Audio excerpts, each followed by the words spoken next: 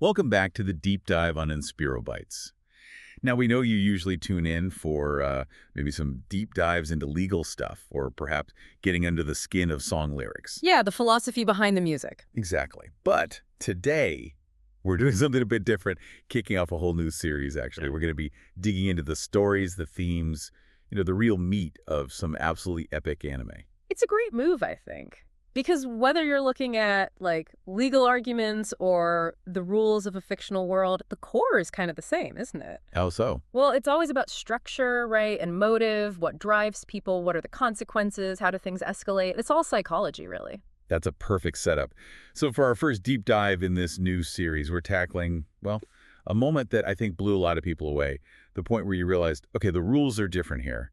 We're talking about the Battle of Trost District. Ah, Trost. And specifically, we want to zero in on the emotional core of that whole nightmare. We're calling it Trost, Eren's rage. Right.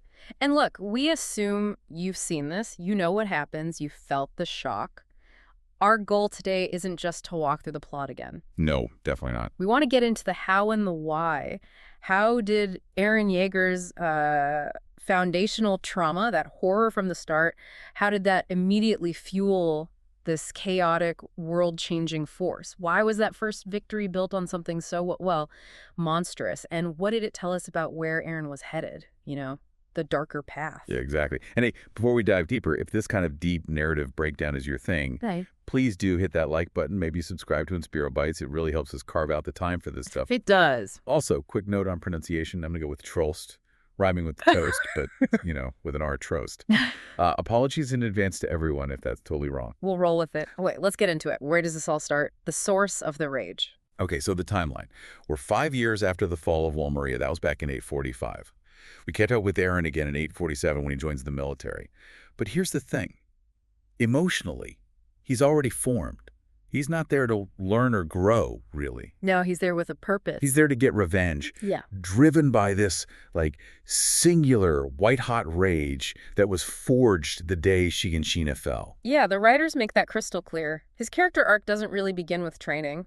It began with losing his mother, losing his home. His whole mindset is just unflinching dedication to eliminate all of the Titans. Right. And that's a really important narrative choice. Think about the standard hero story, the hero's journey. Usually there's a refusal of the call, right? The hero hesitates. Yeah, they need convincing or something forces their hand. But Eren, he completely subverts that. There's no refusal. He actively seeks out the fight. His mission is his identity from minute one. He never questions it. It's interesting because, most heroes need time. They process, they resist the violence. Eren just skips that part. Straight to the action, but it's fueled entirely by, rage. Bloodlust, almost. Exactly. And that feeds directly into this, what we're calling the black and white worldview. For Eren, it's simple. Us versus them. Good versus evil. Titans are evil, must destroy. Right. He sees them as these malicious beings that need to be wiped out. But here's the kicker, and the story emphasizes this early on.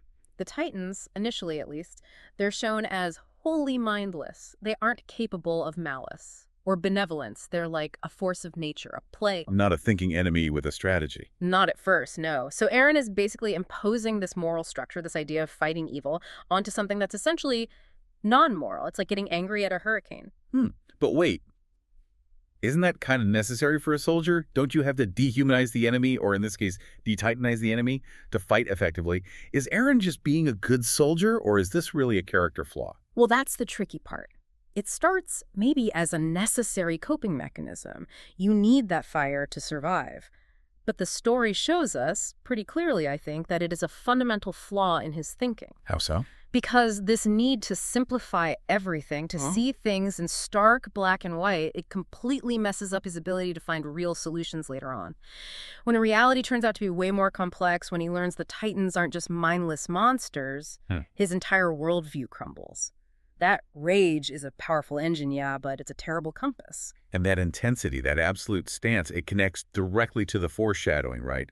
That oath he makes back in 845, I'll wipe every last Titan off the face of the earth. That wasn't just a kid yelling. Not at all. It's a direct line thematically to where he ultimately ends up. It sets the trajectory for total, absolute eradication. It's chilling when you think about it that way. It is, because you see echoes of it later, much later.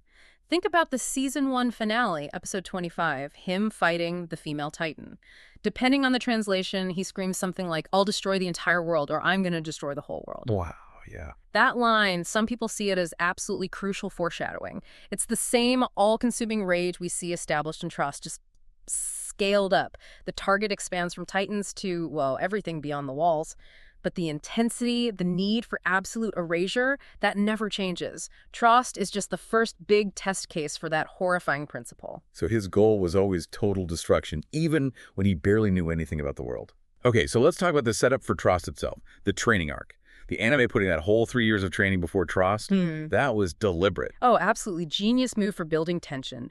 Pure narrative design to maximize the shock. That training arc, 847 to 850, it did its job. It got us invested in the 104th Training Corps. We saw them struggle, succeed, form bonds. Eren, John, Marco, Reiner, Bertolt.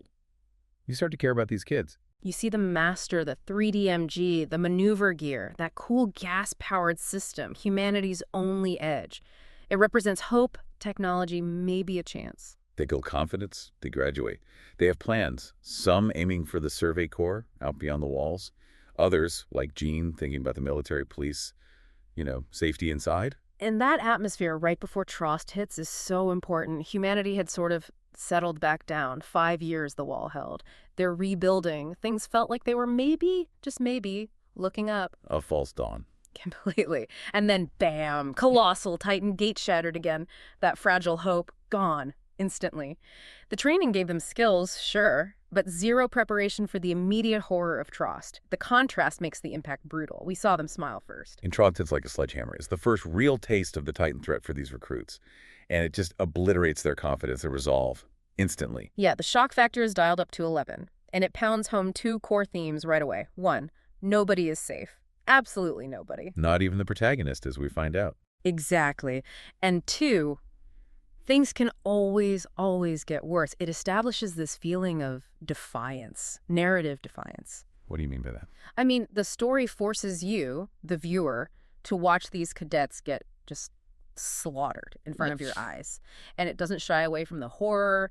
The deaths are specific. They're gruesome. They feel personal, even for minor characters. Right. The show has absolutely no restraint in killing swaths of named speaking characters. People you just started to recognize, maybe connect with, like Thomas Wagner. Oh, man, Thomas. Being the first one swallowed whole after spending all that time with the 104th, it just hits you. This isn't a game. The usual plot armor, it's gone. Which leads us right to the absolute gut punch, the lowest point, Eren's death. He sees Thomas eaten, loses it, goes in recklessly, and gets devoured himself. 5 episodes in, the main character killed off. It's an incredible narrative gamble. For first-time viewers, the suspense must have been agonizing, and the show commits to it for several episodes. You really believe he might be gone. And the fallout from that on Armin and Mikasa. Immediate and devastating. Armin just shuts down, complete breakdown, frozen. He feels utterly helpless, watched his best friend die for nothing, basically. That feeling of helplessness is crucial for his later development, though. It forces him to change. And Mikasa. Her reaction is the opposite almost. Totally. Mikasa, whose entire world revolves around protecting Eren, she just snaps. But not into panic, into this cold, terrifyingly efficient killing machine. A Titan killing spree. Exactly. Her rage is focused, precise, deadly. It's this machine-like efficiency born from pure grief, trying to deny the reality of what happened. Her cold fury is such a stark contrast to Eren's messy, explosive anger. She channels it into surgical violence. And the despair isn't just emotional, it's practical too, right? The tactical situation in Trost is a nightmare. Complete chaos. The cadets are struggling because the supply building where they get more gas for their gear and new blades, it's overrun. So their main tool for fighting and moving, the 3DMG, it's becoming useless. Right. A total logistical failure. They're stranded, low on fuel, low on blades, surrounded by Titans, and the show drives home the nihilism, the sheer hopelessness with these really grim details. The suicide. Yeah. Soldiers trapped in a building, choosing to shoot themselves rather than be eaten. There's that specific moment in the anime, Mikasa lands on the roof, and a soldier just ends it right there. That tells you everything about the level of despair. Choosing your own death over that death, it hammers home the cruel world theme. It feels like initially the fighting is pointless, just delaying the inevitable. Sacrifice after sacrifice, and nothing seems to be gained, just pure desperation. Total hopelessness flooding the city until Well, until the impossible happens. Right, that overwhelming despair, Eren being gone, it sets the perfect stage for his return. But not as Eren, as something else. His first transformation. And it's key that this isn't some heroic power-up moment. Not initially, it's not calculated. It's pure, raw, instinctive reaction. Triggered by seeing Armin about to be eaten. Exactly. Fueled by desperation, by that foundational rage. This is the death and resurrection beat from the hero's journey, but it's twisted. He doesn't come back enlightened. No, he comes back as a monster. He emerges as this raw, uncontrolled nature. He's forced into intimacy with the very thing he hates most. It's like the old Siegfried myth, tasting the dragon's blood, gaining its power. But this dragon is confused, angry, and dangerous to everyone. Yeah, the evidence is right there. This attacked Titan, it doesn't show up like a savior. It attacks Mikasa first. Right. She has to dodge its punch, and then it punches itself in the face, lets out that primal roar, Yara! It's pure loss of control, disorientation. Which immediately throws the military leadership into a spin. For sure. Commanders on the ground like Ian Dietrich, they see the power, the raw destruction, but they also see it's unstable. The plan has to shift on the fly. It's not about defending against Titans anymore. It becomes, protect this Titan. Protect this asset. Protect this unpredictable weapon until they can figure out what it is, who's inside, and maybe, just maybe, control it. It's a huge gamble. And that transformation instantly creates this massive divide, right, within the human forces. Is this thing human? Is it loyal? Or is it just another Titan? Exactly. Polarization is immediate. You get the fear response, hardcore. Kit's Warman, the garrison commander in charge of the cannons, he's ready to just blast Eren, Mikasa, and Armin to pieces right there. He sees another Trojan horse, a threat inside the walls. To him, yeah. It's an unknown, chaotic entity that looks exactly like the enemy. The fear is understandable, even if it's wrong. But then you get the other reaction, the strategic calculation. Pixis. Ah, Pixies. Yeah. He steps in. He sees past the immediate terror. He recognizes the potential, the sheer strategic value, even in something so monstrous and unpredictable. He understands desperation demands desperate measures. He basically overrules Warman and gives Eren a chance. He saves them, gives Eren a stage, essentially, to prove his strategic worth. It's an opportunity born entirely out of hope clashing with absolute desperation, and the irony is just palpable. How so? Well, Eren, the kid defined by his absolute hatred of Titans.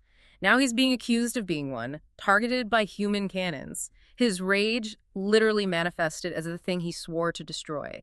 And now he has to prove he's still human, still loyal, while trapped inside that monstrous form. That's the core psychological battle of Trost right there. It really makes you pause, though. Was Warman, maybe, not entirely wrong to be afraid? Even if Eren's loyal now, what's the long-term cost of relying on this kind of power? And that is the million-dollar question Trost throws at us, isn't it? It sets the stage for the whole series. When you embrace the monster to fight the monster, the violence, the form, the destructive force, how much of yourself do you lose? Pixies makes the cold bet that humanity needs the weapon more than it needs moral certainty right now. Okay, so Pixies makes the bet. Now Eren has to deliver. Which brings us to the climax. Sealing the gate. That massive boulder. This is where the uncontrolled rage has to become focused, directed. Yeah, and this whole sequence is loaded with symbolism, deep classical allusions, really. We should probably unpack two main ones. First, you've got the Atlas interpretation. Pretty straightforward. Eren is literally carrying the weight of the world on his shoulders.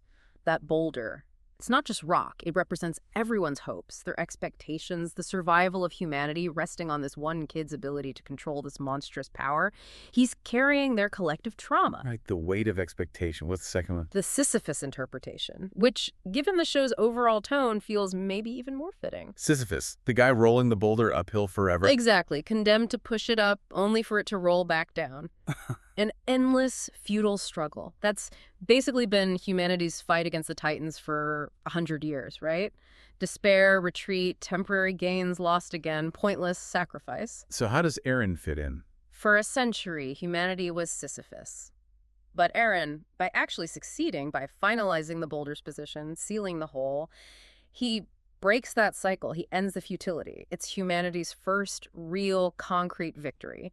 They retake territory for the first time ever. He breaks the curse. He breaks the curse, yeah. But, and this is crucial, he only does it by becoming a monster. The victory, the end of the Sisyphean struggle, comes at the cost of relying on something fundamentally inhuman.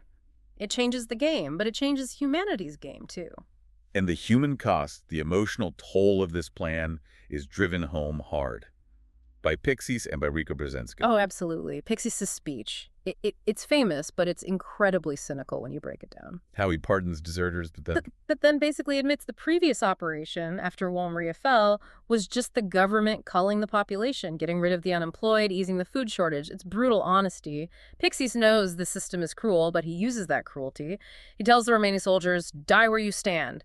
He connects their lives directly to the cold, hard math of survival. Necessary evil, maybe, but still evil. And then Rico makes it intensely personal for Eren. On the march to the boulder. Yeah, she confronts him, lists the names, Alyosha, Dominic, Fiend, Isabel, Ludwig, soldiers who are expected to die for him, for this plan to work. She shoves that reality right in his face, tells him to carry it into your naive heart. That has to change something in him. It does. It seems to be the catalyst. That external pressure forces his rage to shift. It's not just about his mother anymore, his vengeance. It becomes about being the tool for everyone's survival, becoming everyone's hope, as the source material puts it. His internal monologue confirms it. Fight, fight, fight. My life is second to that desire. That's the moment his personal vendetta gets overridden or maybe sublimated into this larger utilitarian goal. He accepts being the instrument, the sacrifice if necessary. And the climax itself, visually, incredible. The attack titans straining, finally slamming that boulder into the breach, the wall cracking around it. The sheer force of it, rage focus, driven now by responsibility, it's powerful. And then you get that payoff moment with Rico. The skeptic? The one who laid the guilt trip on him. She's the one who fires the green flare, the victory signal. And she's weeping, confirming their deaths, the deaths she named, weren't in vain. It's that flicker of fragile hope breaking through the cynicism. But even that moment of triumph is immediately undercut. The cost. Yeah, the numbers are just awful. 207 killed or missing, 897 injured. It was historic, yes. Repelling the Titans, retaking Trost. But, like the narration says, far too many lives had been lost to allow for celebration. And then the final gutting blow. Jean finding Marco's body. His friend, kind, reasonable Marco Bot, leader of Squad 19, his death just drives it home. In this world, even those who are truly kind and caring cannot escape. Trust was a victory, yeah, but it was a brutal lesson. Kindness doesn't save you. Okay, let's try and tie this all together. The raw violence, the emotion of trust. How does it connect back to the kind of themes we usually tackle here? Transformation, justice, maybe even that legal angle we teased. Well, the transformation part is obvious. Eren's power instantly messes with his identity. Is he human? Is he Titan? That first failed transformation attempt where he attacks Mikasa and punches himself, that shows his total confusion and disorientation. He loses control, dissociates. Exactly. And Trost sets up this idea that the path forward for Eren, the solutions to his issues, they're going to be largely unclear and unguided. His father's role as a mentor is so vague, just memory fragments. Eren's basically navigating by rage alone. And that internal conflict, human versus monster, it forces him to reframe his goal, right? Yeah. It stops being just about killing titans for revenge. It has to. He's forced to confront the idea of responsibility, the needs of the many, as you said. His rage becomes this terrifying, necessary tool, but supposedly in service of a greater good. Utilitarian justice, almost. Which brings us to that justice versus vengeance idea. Eren starts purely vengeful. Retribution. Titans killed my mother. They must all die. Eye for an eye. Pure Old Testament vengeance. But then you have Pixis, embodying utilitarianism. The greatest good for the greatest number, even if it means sacrificing individuals, making horrific calculations. So, Trost seems to validate both, in a weird way. Eren's monstrous power is needed, but so is Pixis's cold, calculating plan that uses that power. It validates the outcome, which required both. But maybe more fundamentally, it validates what Armin says later. Someone who can't sacrifice anything can't ever change anything. Trost is Exhibit A. To beat the monster, you have to be willing to throw aside your humanity. Become the monster yourself. Or at least wield monstrous power. Eren's willingness to do that, driven by his rage, is what enables the utilitarian goal survival to actually happen. So yeah, Trost seems to argue that calculated violence, even monstrous violence, is humanity's only option. And right after Trost, we start learning about the other shifters. The colossal, the armored, the female titan, enemies who are calculated, strategic. Exactly. It reinforces the idea that humanity's new weapon, Eren, is up against thinking, strategic opponents. Not just mindless beasts. The colossal titan itself, the one that started Trost. Think about its debut. Massive. 60 meters tall? Huge, nearly 4 times bigger than regular titans, but its appearance, its transformation, it's strategic. That explosive appearance is like a small nuke, but controllable. It creates the breach with calculated force. They weren't just facing brute strength, they were facing planned destruction. Which makes Eren sealing the gate, this disoriented kid fueled by raw rage, seem even more improbable. Miraculous, almost. Okay, so that leads to the final piece, the Trost secret. Yeah. Armin's deduction after the battle. Yes. This is huge. Armin notices something odd. The Titans stopped advancing. They breached Trost, caused chaos, but they didn't push for the inner gate wall rose. Why stop? They could have kept going. Easily. So Armin figures they must have had a bigger concern. Something changed their objective mid-battle. Eren. Armin deduces that the enemy, likely other shifters hidden among the ranks, saw Eren transform. They realized humanity now had a Titan on its side, and their priority shifted instantly. From destruction to capture. Exactly. Someone who was there, who saw Eren transform, is the Titan enemy. That realization stopped the attack. So humanity's first major victory, won through Eren's rage, immediately puts a giant target on Eren's back. It saves the city, but escalates the war onto a whole new, more personal level. The rage was salvation, but it also summoned a far greater danger right to their doorstep. Hashtag tag tag tag outro. So wrapping up this deep dive on Trost and Eren's rage, it really hammers home that this arc wasn't just about the shock value or the plot twists. It was about psychological transformation, necessary monstrosity maybe. We saw Eren's rage evolve, didn't we? From that blind, almost genocidal impulse into something focused, still monstrous, but directed. And that terrible power was apparently the only thing that could plug the hole in the wall. But the cost was immense. Morally, psychologically. Trost shattered any easy answers about good and evil, human and monster, justice and vengeance. It set the tone for the entire brutal world. Survival demands impossible choices, monstrous sacrifices. Yeah, Trost was the entry fee for the real war. It gave us incredible character growth, set those impossibly high stakes, and established that dynamic where any hope, any beauty, only exists because of the overwhelming despair surrounding it. Well, that's our deep dive for today. If you enjoyed digging into Eren's rage and the layers of Trost with us, please hit that like button, subscribe to Inspiral Bites. We want to do more of these narrative explorations alongside our usual stuff. Absolutely. Let us know what you think. It'll leave you with a final thought, something to chew on. Eren survived Trost. His rage saved the day, sealed the wall. But think about this. How much of the later tragedy, the suffering, even the specific fate of someone like Marco Badat, who just wanted safety in the military police, how much of that was already locked in the moment Eren decided his life was secondary to his need to fight? Were the seeds of future horror planted right there in that initial blinding rage? Something to consider.